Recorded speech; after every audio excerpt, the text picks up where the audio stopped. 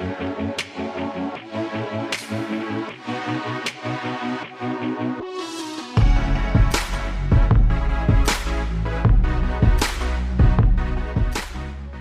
everyone, and welcome to the Sports Creative Fantasy Football Podcast. My name is Davis Maddock. I am joined by Nate Noling and Sammy Reed. You are also could be listening to this on the RotoGrinders Daily Fantasy Football feed.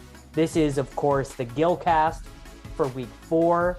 Bad news for everyone. Not a lot of sadness to deliver this week. I was just telling Sammy before we started recording, just a very boring week. It became evident very early on that it was definitely a what does Levitan call it? The show me you can the prove it week. The prove it week. It was definitely a prove it week. I think there were 2 roster constructions that were viable, and if you did not play those, I think that you played bad. And we all scored within 8 points of each other. So pretty good indicator that that was true, though it's not going to be a show that was without emotion, because of course Nate found a way to play Mike Davis, and Nate won the 3-man with Mike Davis. I'm so sick of this shit, man. Like, I am tired of Nate putting out bullshit ass lineups and scoring more points. Like, dude, you guys just gotta play better. It's week 4. I've won 3 in a row, or 3 of the 4. I actually the show is not as fun without actual competition. I think we're giving you the fish of the day award despite you scoring more points. I mean, it's just what you did today was just so bad. Yeah, there were 2 things you did that I think are really bad, but we'll get. And I think there's one thing I did that was really bad, and we will get into that here in a second. So Nate scored 144.62. You can send Nate a game at Nate N on DraftKings.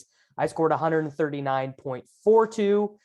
Sammy scored 139.22. Sammy and I just had a 1v1. But Nate, how bad was Sammy's team that he sent us on Saturday? I mean, dude, you guys have never seen an abomination this bad. It was literally Sammy, I don't know what you were doing. What are you talking about, man? The team you sent on Saturday was unbelievable. Well, that's because it was like Friday, and I'm like, this is my first run at cash. I didn't even look at it projections. What was the team? I'm gonna look it up. It wasn't that bad. No, it was. We do need to go back and look at it. Really, I'm going back and looking through our chat today. It was not even popping because we literally had no sweat. So your team was Matt Ryan, Derrick Henry, Antonio Gibson, Debo, who broke the slate, DJ Moore, Robert Woods, Will Dissly, Swift, and the Lions. It was just the Matt Ryan and Gibson plays that were just completely out of nowhere, but that would have been a terrible team to play. What do you mean, Matt? That team would have smashed us because of Debo. That's right. It was Matt Ryan, Henry and Gibson, and DeAndre Swift, Debo Samuel, DJ Moore, Bobby Trees, Dissly. You should have stuck to your guns, Sammy. I should have just played Deontay Johnson. Yeah, Debo was like a little chalky in this slate, wasn't he? Debo was, not in tournaments, he was only 8% owned. He came through really well at the end. If you had him, he was the difference maker in that late game. Yeah, he boxed a touchdown right at the end. Dude, I needed that because of that freaking what was ever happening? It was Woods. The Woods TD. I needed that. Woods and Najee both scored touchdowns in the fourth quarter. And a couple of my in a couple of double ups, I fell out. And then Devontae Adams caught a 15-yard pass for no reason. For nothing. For no reason, and it got me back up. So it was the Najee thing that made me lose. I bubbled all my GPPs, and then all of a sudden Debo got the TD, and I was live again for some min cashes because I had way too much Odell. But all right, so Sammy, you and I basically played the same team. We had a 1v1. We both played Dak at quarterback. We both played Derrick Henry. You played DeAndre Swift. I played Chuba Hubbard. We both played DJ Moore. We both played Amari Cooper. You played Curtis. Actually, we had a 2v2. You played Curtis Samuel. I played Nick Westbrook-Ikhine. They both got exactly 5.9 DraftKings points. All three of us played Dissly. All three of us played Devontae Adams, and all three of us played the Lions defense. So Nate, we really got to start here. What the fuck are you doing with Josh Allen? Like, what? How? Where was this coming from? Why would you not just take the layup points from Dak? Jesus, Well- you just got to pay $8K for a quarterback on this slate. I don't think Josh Allen was a bad play, but clearly, if I'm spending up on a quarterback, I'm spending on Mahomes. No, I mean, for me, it was Allen who had the ceiling. I mean, Allen just is so much a part of every part of his team's touchdowns that, like, in this game, I wanted either Allen or Dak. Those were my two kind of cash game quarterbacks. I was able to get to Allen because of like just the running back mess that we had. I could not figure out what to do at running back all week other than Davis. Yeah, so he just Henry. played Mike Davis, and so that's how he was able to get to Josh Allen. Yeah, Josh Allen has the highest ceiling on the slate. I mean, he clearly but you does. know that's not true. You know Mahomes always has the highest ceiling. No, I think don't. Allen probably does because Allen Allen has more rushing touchdown equity. Not only that, his team had the highest team total on the slate, and every game he goes out, he is going to be part of like what 75% of his team's touchdowns, where Mahomes maybe makes up 50%. Like there's so many other ways that the Chiefs score. That like, I mean, Allen is just, he is the Bills offense, and they had a 30.5 team total. Like he had the highest ceiling of any quarterback on the slate. If you had the dollars to get to him, it wasn't a bad play. It's just they were super inefficient in the red zone, which nobody expected. Yeah, This but was the thing was, you 20% didn't have the dollars to get to him, Nate. You didn't have the dollars. You made them by playing Mike Davis. Like, what was Mike Davis? I was playing on? Mike Davis all week. I told you guys that he's 5.1. I thought you And were we told joking. you, and we told you it was terrible. I thought you were kidding. Dude, you guys don't like. I can't tell if this is like a bit from you guys. This whole Did Mike you Davis thing, adjust? or... Did you adjust your projections when Wayne Gallman was active? Yeah, I did get like. I had a couple of people reach out like right as the inactives came out, was like, "Hey, did Wayne Is this Gallman like- get you off?" And I Was, was like, it "No." like an intervention? You had a bunch of people reach out and try to sit No, you down because and be Cardi. like, Nate, I know that Cardi was on him too, but I mean, Mike. Cardi Davis legit reached out like 20 minutes or like an hour before lock. It was like, "Does Gallman get you off of Davis at all?" I'm like, "No, like he didn't."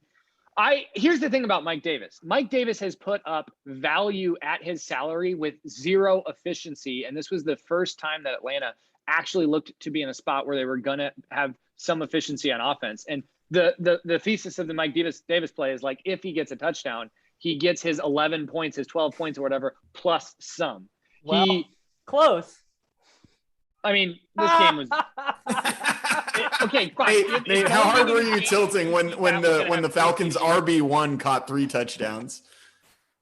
Dude, don't even get me started on the CPAT tilt. But honestly, Mike Davis, I'm fine if that's like my brand, is playing a great value running back at 5K. 1.1 yards per carry, 13 carries, 14 yards, 2 targets for 12 yards. I got. Are you still building DFS lineups off of yards per carry as an efficiency metric? Like that's how you decide. I gotta hand it to cash him. game value of a running back. The touchdown he scored was pretty impressive, but it was not as impressive as any of the 3 that Cordarrelle Patterson scored. I gotta say, all 3 of Patterson's were more impressive. Okay, he had like a 50% rush share and a like 5% target share or something like this. It's just it was even less because the team had 28 rushing attempts and he got 13 of them. Yeah, it's just so bad, Nate. Like you have to look. I know your model's spitting out, he gets this rush share and this target, but it's more of the model. The model is not going going to to do. The model is not going to spit out Mike Davis next week after adding the Gallman stuff in.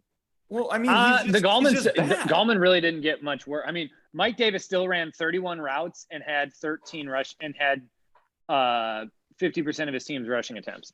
They are not. Cordarrelle Patterson is not ever going to be an 80% rush share guy. He is just not. That has never been in his range of outcomes. He has been in the league how many years? Like I am. But not we don't even really about, want the rushes. We want the high value touches, and Patterson gets all the high value touches. But Mike Davis is out on the field for him too. Like that's not. They're not going to be on the 2-yard line jamming in Cordarrelle Patterson for 17 games in a season, where Mike Davis has shown that he can handle that workload, and he is the back that Atlanta's going to use. Like I'm we have seen the ceiling of the Cordero Patterson usage. He is still running like 30% of the team snaps. He's not like a 80% snap share guy. You know what this Mike is? Davis legit ran 31 routes and had 13 rushing attempts. Nate would be the guy in 2011 playing Thomas Jones over Jamal Charles, saying like, Thomas Jones is getting all the touches. When they get to the goal line, they're bringing in Thomas Jones. There's no way this efficiency can continue. Like, Thomas Jones is just Mike Davis. Seems right. Mike Davis won't even be in the league like next season, probably. It doesn't matter. We're playing this season. There was only it does matter. It does matter because you can tell Atlanta doesn't like him. Like, they let him run 31 routes and had 13 rushing attempts. And they threw it to him twice. And they gave Patterson 6 rushes and Gallman 6 rushes. Like, he had less than 50% rushes.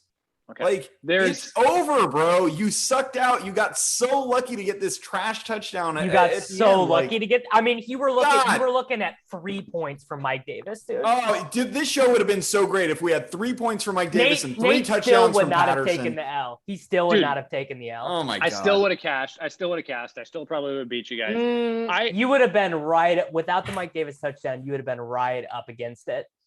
Listen, I'm like. It's insane to me that you guys still don't realize that at 5K this usage, he's a value. I want you to take the L, Nate, because I was going to compliment you on the other play that you made. Well, I'm not going to take – Mike Davis is a play at this value. Like, he just is. And if you guys don't realize that the running back position, like, you need to find these values. You just got to play the Atlanta Falcons running back in a 3-way timeshare. You just got to He ran 31 routes and had 13 rushing attempts. You realize no running backs get that usage. How many routes did Swift run? A lot, I'm sure. I'm sure Swift ran more. I bet Swift – how many routes do you think Swift ran? I'll look it up right now. I don't know how many times the Lions passed the ball. The Lions threw the ball 38 times. So I'll guess 20. Swift ran 33 routes with 8 rushing attempts. The only running backs who had more than 10 rushing attempts and also more than 25 routes run was Saquon Barkley and Mike Davis. One of them was 5.1K. You told me, hey, you told me last week Barkley's dust, bro. You told me that Barkley was it was not an anti-Barkley play. It was a pro Mike Davis play for $2,000 cheaper. Dude, you guys are trying to hand out an L where it's not like. Well, if you were going to graciously take this L, I was going to be more complimentary of the other play you made. But I actually think you made the most mentally strong running back 2 play. Also, another thing you did that was super egregious was you played 3 running backs instead of 4 wide receivers, which I think in the context of this week was terrible. But well, can we talk about that? Because I had four wide receivers all week. I had Kupp, I had Devontae. I did not feel great about playing Kupp this week. And it had nothing to do with projections. The projections loved Kupp. The usage loved Kupp. Everything pointed to Kupp. But the reason I got I just like. Are you meaning to say Woods? No, Kupp. I had Kupp, Devontae. My original team was Dak. It was Dak, Henry, Mike Davis, Samuels, DJ Moore, Kupp, Devontae, and Lyons and Disley. Yeah. But I moved off of Kupp because looking at his usage, he still got crazy usage. But at the end of the day, his efficiency was off, was just insane over these last 3 weeks. And I just didn't think that could continue. And I didn't want to be the one who was playing him at elevated price tags, betting on that level of efficiency. But to be honest, this week, his efficiency rebounded to the opposite, but he still had probably the second best usage on the week from expected fantasy points. Like Kupp's still a monster, even though it didn't work out this week. He got 13 targets. Like he's still, yeah. But you played David Montgomery as your second running back. I played Chuba Hubbard. Sammy played DeAndre Swift. It took me like watching one snap of that Bears game to realize that David Montgomery was clearly the correct play. I don't even believe he was targeted, but it just does not matter. He was the correct running back to play. Chuba, I think that I did not project Rodney Smith to play. Like when I was working through stuff, and Rodney Smith and was out there quite a bit, especially on third down. So Chuba Hubbard is not going to be 90% CMC the way that Mike Davis was for like 4 games last year. Yeah, But, I think that kind of jobbed you because then when they went down, they didn't have Chuba in there. Yeah, they had Chuba was in there some, but Smith was in there some, and Freeman was in there some. Like it just wasn't like Mike Davis would have gotten 6 for 50 through the air in this last year. This is actually why I didn't play Chuba, because I thought there was just some chance that he's a rookie and whatever is like fourth game, and that they weren't just going to give him all of it, like they were going to do some sort of rotation. And that was really I thought he was in a good spot and all that stuff, and 90% CMC, but at the end, like, I just didn't trust it fully. And it's kind of like after getting burned by Fields last week, just being like, yo, dude, like this guy's in his first game and you don't really know what's going to happen. Like there's a level of insecurity there. That's why I opted away from Chuba. I don't think he was a bad play, but like that was the thing that got me off of him. Yeah, I don't think at lock I don't think he was a bad play, but his usage was appalling. It was bad. Literally, it was worse than I ever could have expected without like an injury for him. I mean, he saw literally less than a 50% snap share. He ran 10 routes with 13 rushing attempts. So his snap share was 47%. He only ran a route in 21% of the team's passing attempts. Obviously part of it was unplayable. Part of it was that the game got away from them, but I still think they probably view him as like an early down back, and they view the other guys as the passing down backs. Yeah, and the other thing with rookies is like the pass protection thing that coaches really like get on. Like if they don't trust him in pass pro, then he's not going to be on the field for that stuff. And we just didn't have enough data to know what they thought about him in that regard. Yeah, the Rodney Smith thing was a shocker to me, but Rodney Smith had had more routes than him, and then got targets on those routes too. So it's a bummer. So that's the thing is you said Hubbard ran 10 routes. He got 2 targets. So like that's great targets per route run, because that's the Carolina offense. They throw to the running backs, but I think Rodney had 5 targets on 19 routes. So like Rodney was clearly the guy that they wanted to have in there. Yeah, and if I had any ideation that Rodney Smith was going to be the third down back, like it's so funny. I even spent the morning going through the athletic stuff from the last week on the Panthers to just be like, what are they expecting? And everything was like, Chuba's going to get the start. Chuba's the guy. Like there was a weird thing that Matt Rule said about he's been like slipping on the field a lot. So they got him new cleats, and that like gave me a little bit of pause. I'm like, that's a weird thing to bring up, talking about your new starting running back. Is that just like a nice way of saying he's getting blown up in passing pro? Something, I don't know, but I read through everything from Carolina beat writers this week, and they did not say anything about Rodney Smith. So but I'm taking the L on that. Like that play could have gone one of 2 ways, which was he's 90% CMC the way that Mike Davis was, or he's in this gross timeshare with Royce Freeman and Rodney Smith. I learned my lesson. I managed to survive it due to DJ Moore, but I think and Sammy, you played DeAndre Swift, who he or Montgomery I think were both better plays than what I did. Yeah, I mean it's just more of an art, man. Like I think the projections liked Hubbard. No, our stuff actually had Najee in as the second running back, but I was like, no fucking way, man. Yeah. Well, what I was looking at had Hubbard really close to that Swift, and it had Montgomery in that territory too, maybe like a point behind. But at some point, it's more of an art. Like you just got to like know that they might not trust a rookie the way they will David Montgomery. And I was pretty disappointed in DeAndre Swift. I've kind of been a hater all draft season. I don't own many seasonal shares because I don't like investing 3rd round picks and Lions timeshare running backs. But the reality is he has been getting a lot of high value touches, right? Especially he's like Mike Davis, but athletic. Sort of, yeah. So at $2,000 more. Well, not that much, Nate. That's 1,100 more. Yeah, that's egregious. Whatever. The difference between Dak and Josh Allen, basically. Yeah. I seriously think if you didn't play Justin Fields or Dak in cash this week, you're straight up like Justin Fields. No, Davis. You're not understanding Josh Allen's like ceiling here. I don't understand how you like this setup, there has never been an easier like offensive. He broke every like metric. I'm not saying, Nate, I don't think that Josh Allen was a bad play, but in the context of finding the best median projected lineups, Josh Allen was not in them. You made huge sacrifices to get Josh Allen in your lineup. Yeah, you played the Falcons' number 2 running back so that you could have Josh Allen. Like, you played Mike Davis over Amari Cooper to get Josh Allen in your lineup, which just like truly that like I had those guys separated by like 9 points. It's very bad. Very bad, Nate. We just Nemo Nolan stuff right there. It's really no. I'm telling you, Mike Davis was in some of our optimals. I'm not even going to lie to you and say that Mike Davis wasn't hitting some of our optimals, but Amari Cooper was our most optimal player. Like if you run 150 lineups on Daily Roto with like no settings or whatever, just to get your cash teams, Amari Cooper was in, I think, all of the top 150 lineups. And you had to get those 3 Amari Cooper targets, you know. You really missed Buffalo out on those. Buffalo legit had like a 33.5 team total, and I think it was like low. Like But wasn't Dallas' team total 30?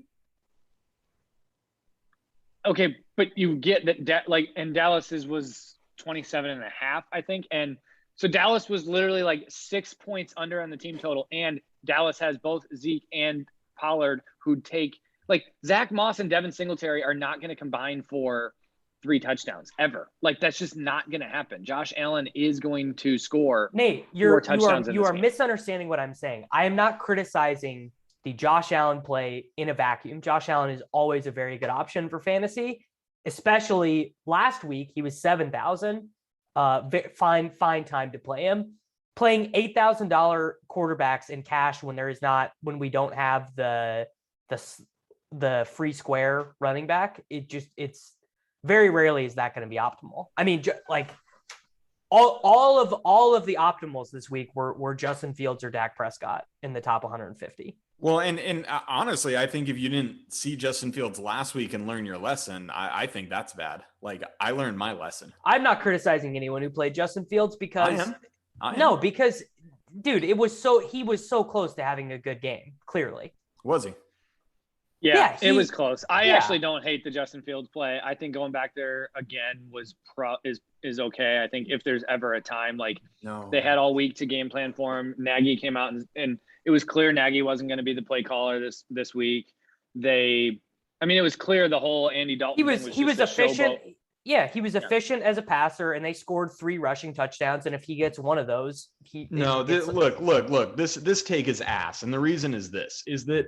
But I'm not looking at the results, dude. I'm telling you how I felt 8 hours ago, which was that playing Justin Fields but what fine. I'm saying is we saw him completely melt down last week in his first start, and there's no reason to play him in cash when that sort of thing could happen again. I mean, what are we talking about here? Like he got sacked like 7, 8, 9 times. He could not run the offense at all. To play that in cash and go back to it is pretty egregious in my opinion. If you believe that he's undervalued or something like that, you can play him in GPP, but don't act like I don't think he was good for GPPs because he's never getting like 30. You know? Yeah, well, his ceiling is limited, I think, from that perspective. But Sammy, I don't think 1 week should take you off of the thesis of the play entirely. Like it doesn't throw out. Like I think Justin Fields is really good. So we thought that last week. You don't adjust your prior that much because he had a abysmal start to his career. Like that doesn't mean he's now like everything we know about his talent and everything we know about like rushing quarterbacks in the NFL at that price on DraftKings. Like certainly not, but it should change your reality about his range of outcomes. I mean, the whole thing is like that's a fair point. The reason you play Justin Fields is because he's got this safe floor because of the rushing. But when you see that floor can actually be like below in the basement, like it was last week, you have to say, look, this is reasonably part of his range of outcomes. Like he may not be ready yet. And, again, not to be results oriented, but he threw the ball 17 times and rushed it 3 times. Like he was not close to having a good game. He wasn't even close to having a good game. I mean, that's brutal. What they did is they got a lead at the beginning and they protected him and sheltered him and didn't let him do anything. If anything, I would say that this week should have showed you that the reality is the Bears want to run the ball when they can, and they're going to design an offense around that more often than not. So he's different than the Jalen Hurts type. Like, you can't look at other running quarterbacks and look at that upside thinking that that's what he has right now until they get different play calling in. Like, his ceiling is going to be limited by the style of offense the Bears want to play, not by the talent, not by the weapons, because Mooney, Kmet, and Robinson and Montgomery, like he has weapons. Like, there's no reason he couldn't put up a ceiling type game like Hurts, except for the play calling and the way that the Bears want to run their offense. Speaking of the way they want to run the offense, were you guys surprised? I know Dallas got out to a big lead, and we kind of ran pretty good from Dak to get 4 throwing touchdowns from him, because he only threw the ball 22 times. And no, because they got a pick 6, and then immediately after the pick 6, Trayvon Diggs got another interception. So that to me is just kind of one of those things. And when Dallas I don't think they had a pick 6 this week. They did, didn't they? No, that was last week, man. No, I don't think they did. They had 4 passing touchdowns and 1 to and a rush by Elliott. I'm pretty sure Diggs had 2 interceptions. So am I getting this wrong? No. I think he did. I just don't think they were pick 6s. Yeah, the pick 6 was last week, mate. Okay. But regardless, I do think he ran anytime you get 4 TDs on 20 something attempts or whatever. Yeah, you obviously ran good. incredible run good. Yeah. Well, and I mean, we ran pretty good with Amari. Obviously, this wasn't the game script like we were projecting, but we probably should have realized that Dallas could have just blown Carolina out of the water. Like, Carolina. Well, yeah, if one of those passing touchdowns turns into a Zeke rushing touchdown, like it could have gotten real ugly real quick, and we could have been licking our wounds. Yeah. But yeah, I think overall at receiver, it was pretty clear all the plays that everybody was thinking about. I don't think that. I mean, Cooper. I do think not DJ Moore was right there. I think not playing Cooper is egregious of you, Nate. Not playing Cooper or Odell, I think was just very bad of you. Well, I mean, here's the thing about Cooper, and we were big tilting because he went off on the first drive. He hurt his hamstring, yeah. Yeah, and took off his helmet, and that was like very, very, very big. Amari coming back from an in-game injury to score a touchdown has to be like a plus 1 million to 1. Like, that's got to be like it's never happened before in the history of football. Like, I swear to God, like you're just like when you see Amari Cooper on the sideline with his helmet off, you're like, oh great, like I'm completely done. Well, I mean, Cooper is in the top 10 receivers I wanted to play. I mean, number 1, the priority for me was Devontae. Number 2, priority for me was DJ Moore. And then it was the cheap wide receiver options, which there were like 2 options. I thought it was either Curtis Samuel or Westbrook. There were a bunch, and they all were bad. Every single punt wide receiver option was bad. No, yeah. I don't think any of them got as they usually are, bro. As they usually are. I was pretty set though that I wanted Samuel over Westbrook, and even though the results didn't matter, they were both the same. I do think we should talk about the theory of that. You were 100% right to do that, because Nick Westbrook-Ikhine is just not a good football player. Just straight up is just the most average, basic bitch ass, like create a player wide receiver there ever is. And even if Curtis Samuel was not going to have full snaps or full role. Nate, do you know how many snaps Curtis Samuel played?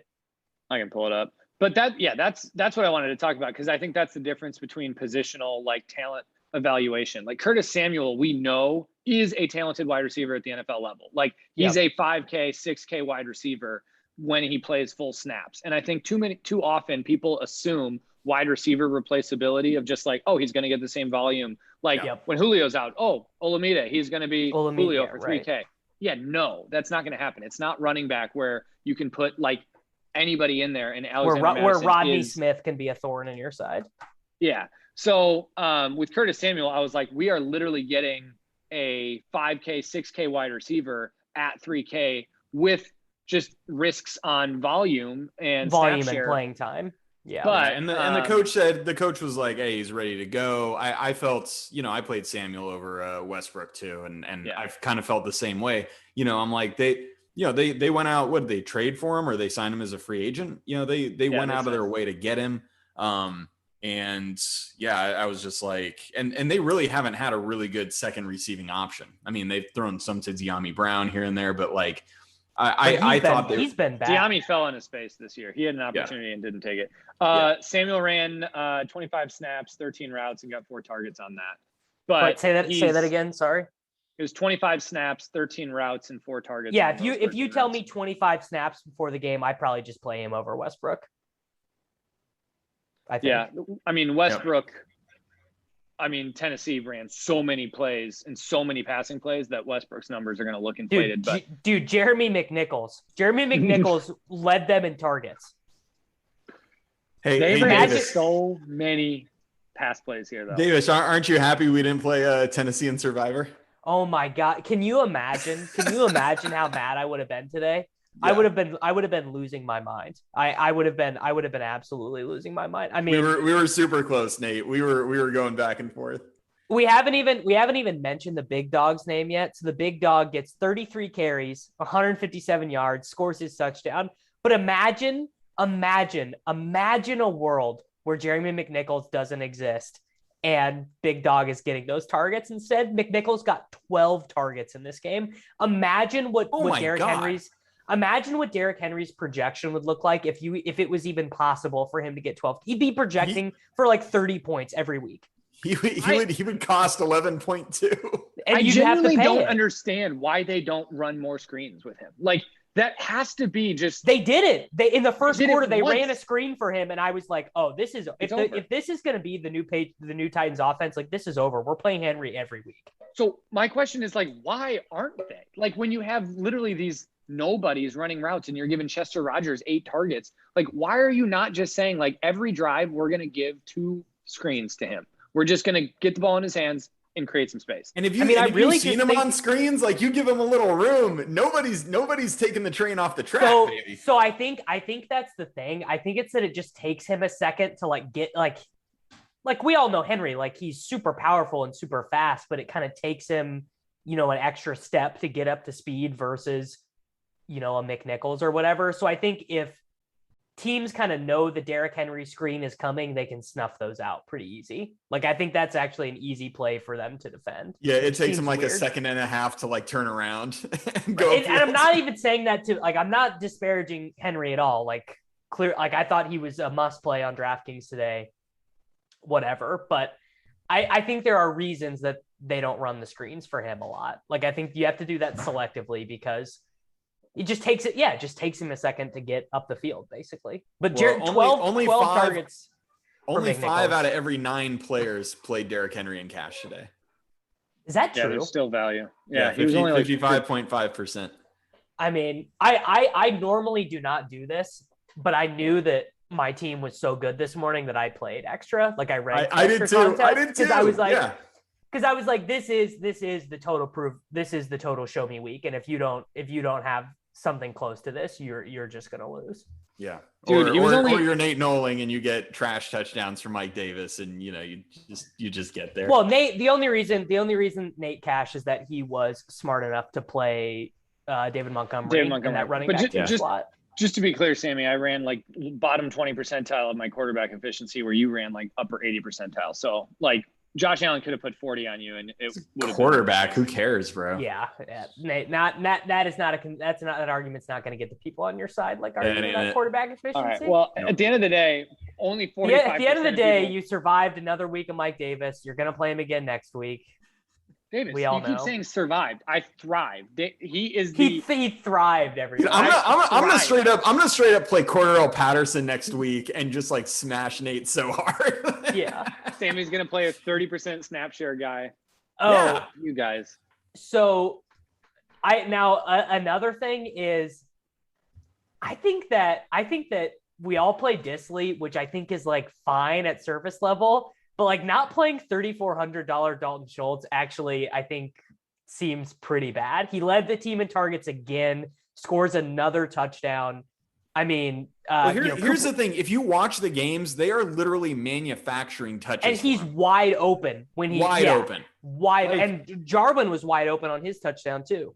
Yeah, they are legit. Like they're not spreading it out, and I think they're kind of changing things up without Gallup in there. 100%. Well, 100%. If there's anything we've learned, it's that Gallup was way more valuable to this team than anybody realized. Gallup on the outside was critical to making this work. Those first couple snaps where Gallup, CD was in slot, and Amari was out wide was like the beginning of the year. It was like, this is the most efficiency. This is the highest efficiency we're going to see all year passing. And then Gallup goes down. I don't know what's happening. They've thrown under 30 passes in each of their last 3 games because Gallup's not there. Amari Cooper's targets the last 3 weeks, 5, 4, and 3 targets. Okay, and it's not like CD's taking them either. I mean, no. CD literally had 4 targets this game and ran 24 routes. Like I don't know. They need Gallup back. They need to get the rest of these guys in their ideal like playing spots. Guys, the Cowboys are fine. They just are not. Their defense is better than expected, so they're not in some of the same crazy shootouts as last year. Which we hate. Like we don't want that. But they literally gave 30 rushes to their running backs. Real football. Yeah. But I'm saying when Gallup comes back, I'm not playing Dalton Schultz at 3,400. He's a chump play at that price. Gallup is. I don't believe he's returned to practice yet, and I wonder. I mean, Schultz was shaping up as being the stone chalk all week until the Disley stuff. I mean, Schultz was in our optimal still. Yeah. I only played Disley because I knew that if I didn't play DJ Moore in an all-time DJ Moore spot, I was just going to be miserable. Yeah, and I wasn't gonna play Mike Davis over Amari Cooper, so that's why I played Disley. Sometimes you guys survived and made money without Mike Davis. Yeah, we survived without 13 carries for 14 yards. Somehow we found a way. I mean, in a way, I do feel that I survived because of all the running backs that I could have played at running back 2, I basically picked the worst one. That is correct. Hubbard was a real could have played Najee, could have played Bark. I had Barkley on Tuesday, but I don't think I ever really would have played him. So DJ Moore was super chalky, right? He was 31% owned. Yeah, but that still means alpha. That does mean that 2 out of every 3 people did not play DJ Moore in cash. I just think, and we were all on it, so I don't. He was a week 3-esque Cooper Kupp style play, just so clearly you had to play him. Yeah. I think the problem with Moore's ownership is that there were a couple other relatively chalky receivers that were close in price to him. So I think a lot of people played CeeDee Lamb. A lot of people played Odell.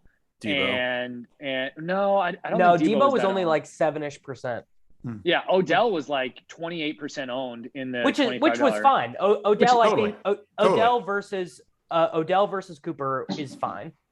Yeah, but I'm saying I think that's why DJ Moore wasn't as owned as he should have been, is just because there was a lot of decent plays in that similar price range. Yeah. When you look at Odell's Whopper from this week, you're gonna lose your mind, dude. I shit you not, he probably left 30 fantasy points out on the field. Oh, buddy, he was my highest GPP receiver. I stacked the stones off that game, and it scored 21 points. How is that the game you chose? Dude, I did too. I literally had so much Odell, and he had 18 expected points and ended up with 13 points under expectation this week. He left. Well, let me tell you this: 44 air yards, and he was top 3 in air yards last week too, I believe. So the one that skipped off the turf before it got to him, I mean, that was an 85-yard touchdown that Baker just missed. It was more expected points than that, because that is an 85-yard touchdown so much of the time.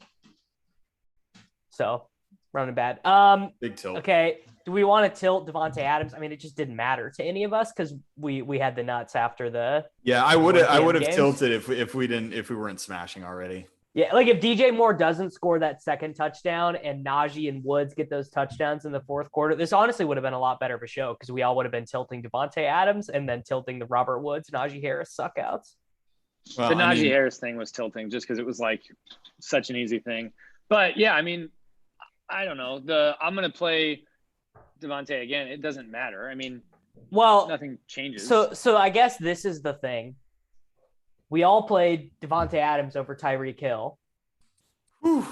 But I would never in this spot play I played Tyreek in my main GPP team, but I would never play Devontae in GPP. I would always like, so if that's my mindset, if my mindset is I would always play Tyreek for the same price over Adams in tournaments. Maybe it's like a small bit of a leak to play Devontae. No, I don't think it's so. It's ownership consideration. I mean, literally, Yeah. Tyreek is like 8% owned. You get Tyreek at single digit ownership, where Devontae comes in at like 20+% owned in GPPs. He's an immediate fade. He was like 50% in the massive $10 double up. Devontae Adams was.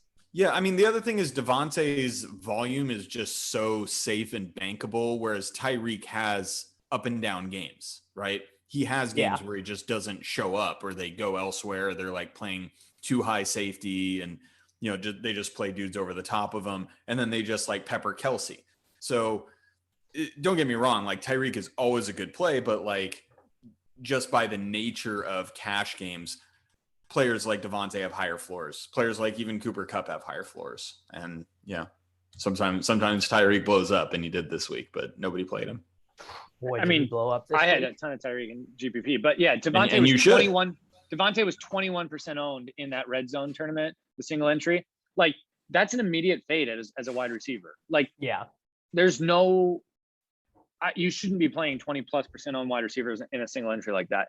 I was tilted because Odell ended up being 25% owned in that, and I had no idea.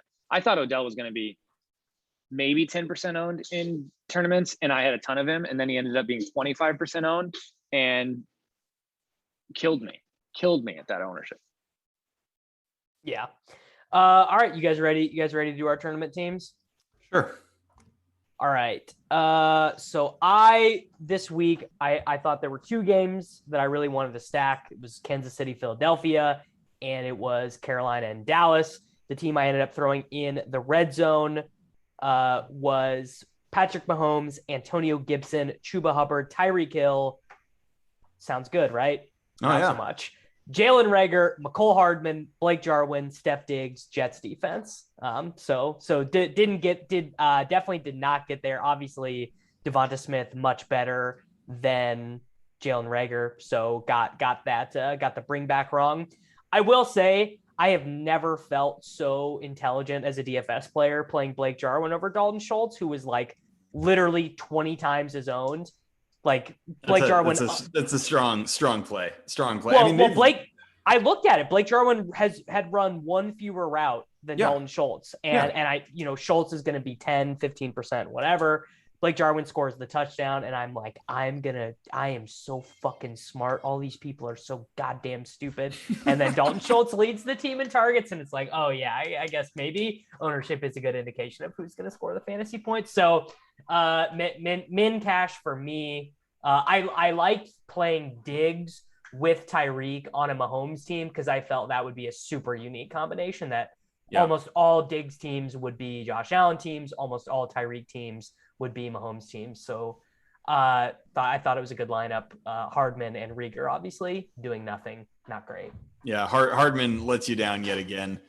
I also min cashed, or I don't know what the min cash was. I doubled. The min cash. But I did a Josh Allen, Stephon Diggs, Dawson Knox stack with Brandon Cooks coming back. Brandon Cooks didn't do squat. So that kind of messed me up, but Knox smashed. And then I used Ezekiel Elliott at running back because kind of the same reasons as last week, just, amazing leverage off a chalky game. Amazing leverage, right? And people want the passing stuff. I used Antonio Gibson at running back. I had DJ Moore in this lineup. And then I did a really fishy thing, and I played Westbrook-Ikhine. That is Sammy. So bad, dude. Yeah, it's really bad. You feel bad. Man. I do feel bad. That's real bad. Yeah. That is like one thing. That is like the one thing this week that like you just could not. You had to just play Cameron Batson or literally anyone else. No, I mean I should have just gone Samuel, but I didn't want to go Samuel in this one because I also used Antonio Gibson. And so I was like, who's the other min price guy I want to use? And I was like, this lineup is unique enough where like I just feel fine taking a chalk guy. Yeah. So it's still not good, but I used the Jets defense in this one. The Lions were the chalky low price defense. So I thought going somewhere else like the Jets, was a pretty good idea. And indeed they scored more. So it was a pretty decent team, scored about 160 points, and it was all right. Nice. I did not min cash, which is impressive when you realize that I had Tyreek Hill and Deebo Samuel on this team. That is, I mean, that can't be possible. It's true. So I went with a Baker double stack. Oh, there we Cleveland go. And Minnesota. Easy dust. Yeah. Cleveland, Minnesota was the game that I really wanted, and I had almost all my single entry teams were different stacks of this. And so I went Baker, Odell, and Njoku as my Brown side of that, and I brought it back with Dalvin Cook. I thought Dalvin Cook. I mean, all of the reports were that Dalvin Cook was like going to be pretty much 100%. He was pretty close last week. It looked like he was going to play in full, and I thought he had similar ceiling to Henry at like a fifth of the ownership. So Dalvin was an extremely good play. I played Dalvin. Dalvin was my most owned GPP running back too, Nate, and I stacked the hell out of this game. Talk a little bit about why you stacked the game, because again, it was a game that I was on too. Well, all the ownership projections, which unfortunately the ownership aggregate projections that I used this week were off, because I basically do like a ceiling projection for all these players, and then I look at ownership and I try to figure out leverage, and I take like, hey, what are the best games to stack based on ownership, not just on overall ceiling? Because obviously Dallas and Carolina was like the best ceiling game, but it was also the highest owned game. So this game was like showing up the best because I thought Odell was going to be low owned, and then I was able to get exposure to other games that I really liked. So it wasn't just about the Baker, Odell, and Njoku stack with Cook. It was also about what I could also add to this lineup. So what I was able to add to this lineup was I had Tyreek, Deebo, and then I had Sermon as well, because I wanted to have a mini stack of San Francisco. So I had Trey Sermon and Deebo in that as well. So I felt good about this lineup. I also had Woods and Jets D. Felt good about the lineup, but yeah, I mean, when your main stack hits for like 12 points combined with 5 players, you're screwed no matter what happens with your one-offs around. Nate, did you play Mike Davis in any GPP lineup? No. Yeah. That doesn't mean he's a bad cash play. Does that tell you something about Mike Davis and the ceiling that he carries? No, but I didn't play Hubbard on any of my GPP, or I didn't play Henry on any of my GPP teams. I played. That's because he's going to have massive ownership. Yeah. Well, and I preferred Henderson. I preferred Darrell Henderson over Hubbard in tournaments, which should have paid off, and Sermon too. Sermon was the great GPP play. I thought my favorite running back plays in tournaments were Dalvin, Trey Sermon, and Henderson. I think were my 3 like top. Oh, and then Zach Moss. Zach Moss was like the one guy in Buffalo that I thought if they really do put up 35 points here, 40 something points here, Moss could totally stumble in for 2 touchdowns at like no ownership. So I had a bunch of Moss too, but yeah, the Cleveland Minnesota game was the most tilting. I had it everywhere. Yep. It's very obnoxious. Like 2 weeks in a row, I stone nut out the correct stack and literally whiff on all of my one-offs. Like it's just very frustrating. That's why it's hard to win a GPP, man. Yeah. And I had the opposite. I had all the one-offs and then the stack just bombed. If I would have had proper ownership projections and known that Odell was going to be 25% owned, I probably would have not had this as my main stack.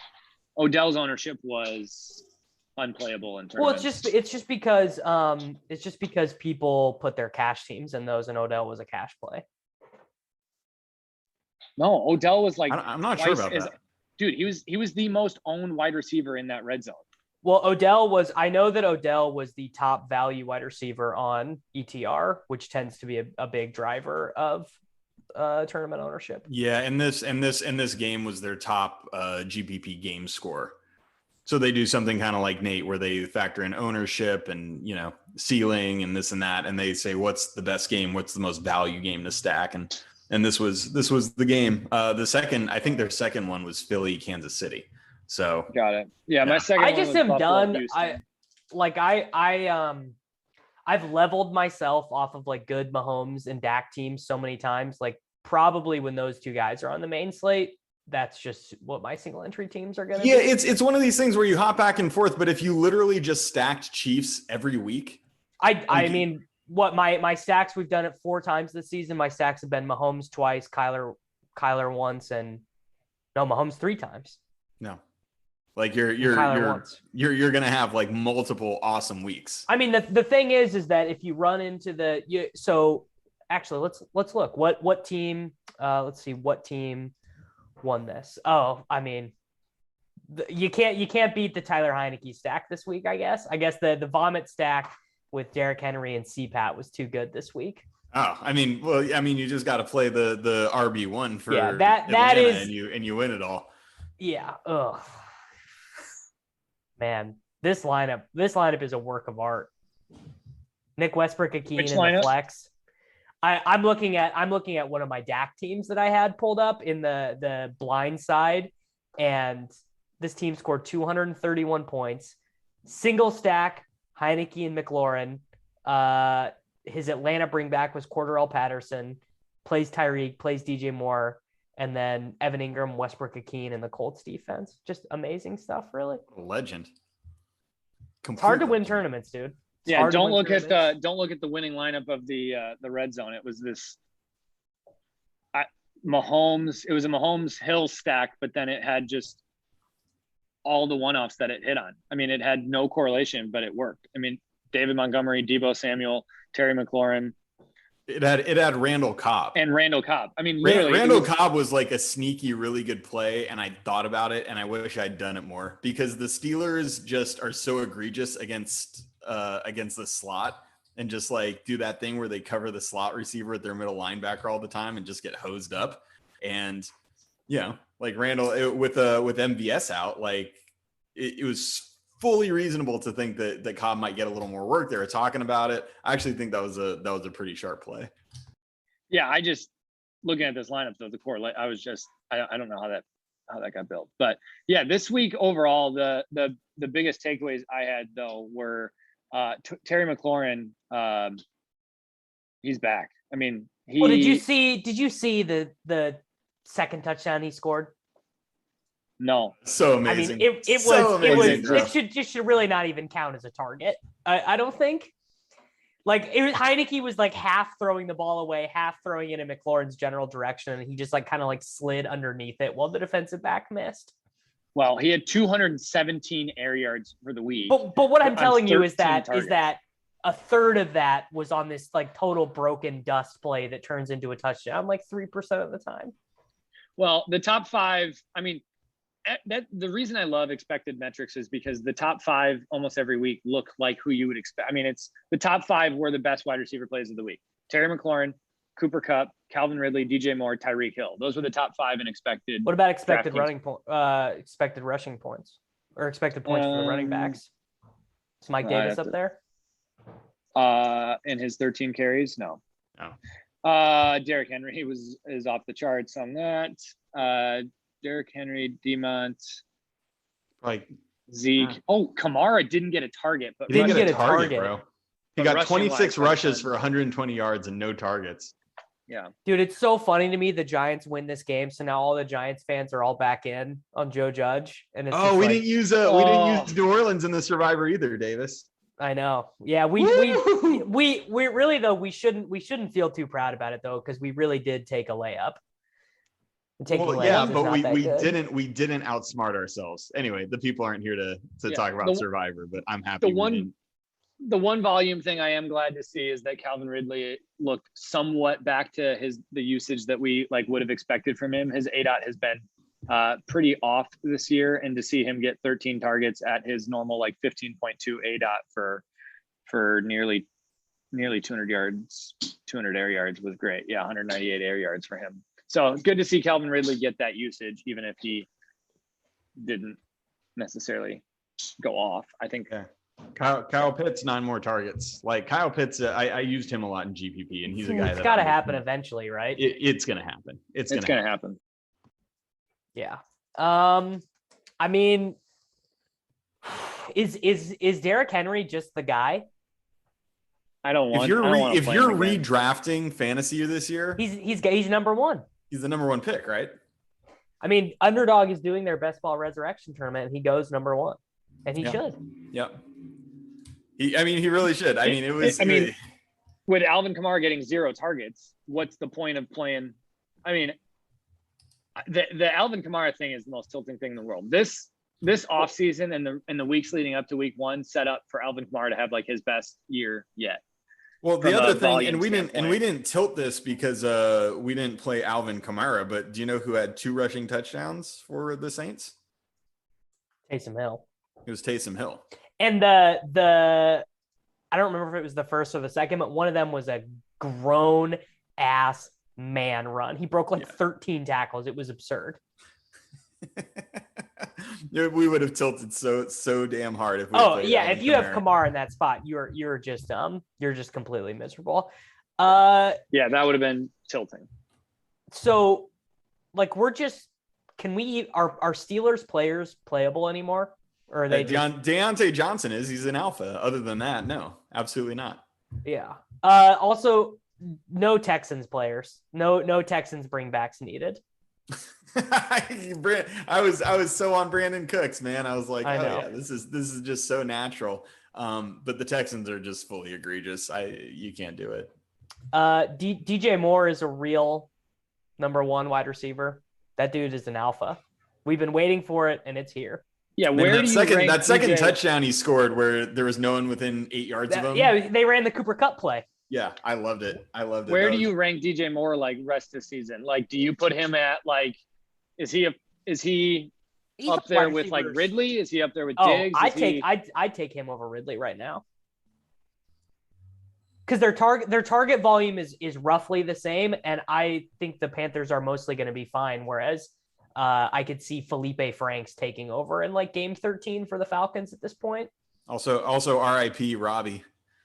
Yeah, I mean it was a nice story for Robbie last year, but he's done now. Like Nate printed off Robbie Anderson last year. He did. Nate got ahead of that usage and time out. What are you guys? He had 11 targets this week. Well, good for him, dude. He didn't do anything with them. Yeah. I wouldn't say RIP. I mean, yeah, last year was the time to play him, but he had like almost 20 expected points this week. He's a nice secondary receiver, Nate. He's fine. But yeah, and that DJ Moore's the alpha. DJ Moore is the captain now. Yes, but at his price, he's going to be playable pretty soon here. There's going to be too many people like thinking he's done when he's not. I'm gonna just absolutely love it when Nate comes with the Mike Davis and Robbie there's going to be a Mike lineups. Davis, Robbie Anderson week, and I'm going to dunk on you all.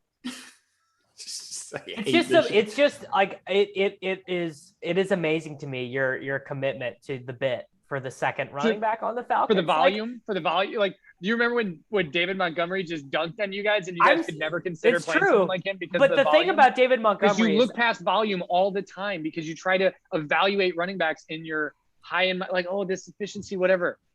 Play the volume. But he's not even getting good volume, dude. He got 2 targets today. They threw like 67 times. He got 2 targets. When you find a 5K running back who runs 30 plus routes and gets 10 plus rushing attempts week after week after week, he's a good play. This is so horrible. I hate doing this show now. Like, I just have to hear Nate just go on and on about Mike Davis, and Mike Davis just gets there, and it's just like Nate scores more points than us, and it's just, man, I just want to throw myself off a bridge right now. This is so torturous. We were this close to him not getting this touchdown, and the show would have been very different. Oh my God, this would have been the best show. Like Mike Davis just gives up after the second broken tackle and goes down on the 2, and CPAT gets his 4th touchdown. Like, that's the show that people needed. That's the show that the people wanted, really. Yeah, it's the show that people deserved. We're sorry. Yeah, it would have been a better show, but thank the Lord it did not happen. Yeah, is this the first week that we've all printed? I think so. No, yeah, I won in week 1, lost week 2, won the last 2 weeks. I don't know. I don't keep track of your guys' results that much. Yeah, I just know that in week 1 I should have lost, and Tyreek saved me. That's all I can really remember. Is this the first week you didn't swap, Davis? I didn't even think about it. Yeah. So we just had the nuts after the noon game. Congratulations. It's not as fun, to be honest. Like I just like I didn't even watch all of the 4 p.m. games. I got dinner and watched a show with my lady. I was like, what do I need to watch Seahawks 49ers for? Like I was railing the end of fantasy baseball season. Yeah. Oh man, we were so close to dunking on the haters and losers. Oh, dude, we were so close. Yeah. R.I.P. Gillcast Maine. Tough scene.